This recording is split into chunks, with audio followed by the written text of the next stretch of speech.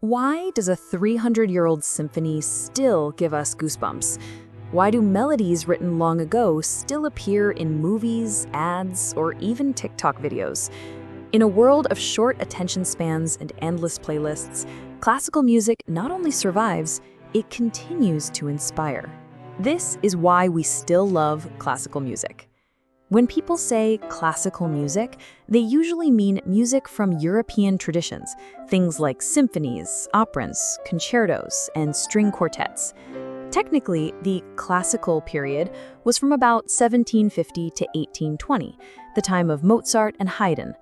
But today, classical music also includes older and newer music, from Bach to Beethoven, from Mahler to John Williams and living composers today.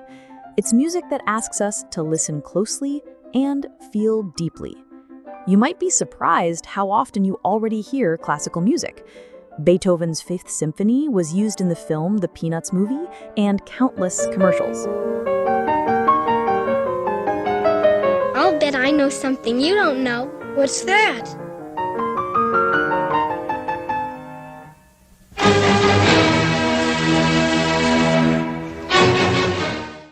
Carl Orff's O Fortuna appears in movies like Excalibur and In Glory, and in sports events and trailers.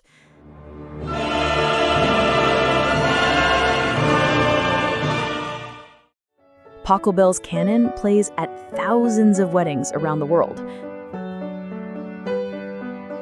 Richard Wagner's Ride of the Valkyries was used in Apocalypse Now and in Bugs Bunny cartoons.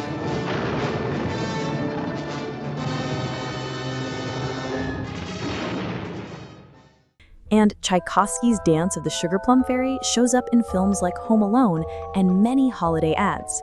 Classical melodies have also been sampled by pop stars. Nas sampled Beethoven,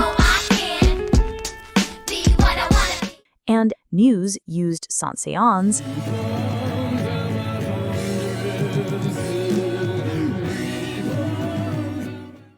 So why does classical music still matter today? For one, it offers space to slow down. In an age of constant scrolling, this music invites deep listening. Studies show that classical music can help with focus and reduce stress. It also connects us to history, to how people expressed joy, sadness, and wonder through sound. And it reminds us that some emotions are timeless. But today, many are also asking, whose music are we celebrating? For a long time, the focus was on a small group of European male composers. Now, more orchestras and musicians are bringing attention to neglected voices. Clara Schumann, Fanny Mendelssohn, Florence Price, William Grant Still, and others. Festivals are adding works by female composers, composers of color, and contemporary voices. This makes classical music more diverse and more alive. Of course, there are challenges. Streaming platforms often reward short, viral tracks. Younger listeners are used to quick content. Concert halls can seem formal and expensive. And public funding for the arts is shrinking in many countries. In Europe alone, government spending on culture dropped in several countries after the 2008 financial crisis and again after the COVID-19 pandemic. In the US, public arts funding has been relatively low for decades. This makes it harder for orchestras, schools, and musicians to reach new audiences. But despite this, interest in classical music is growing in new spaces. TikTok videos with the hashtag classical music have over 1 billion views. Younger listeners are finding new ways to explore this old tradition. In the end, we still love classical music because it speaks to something universal.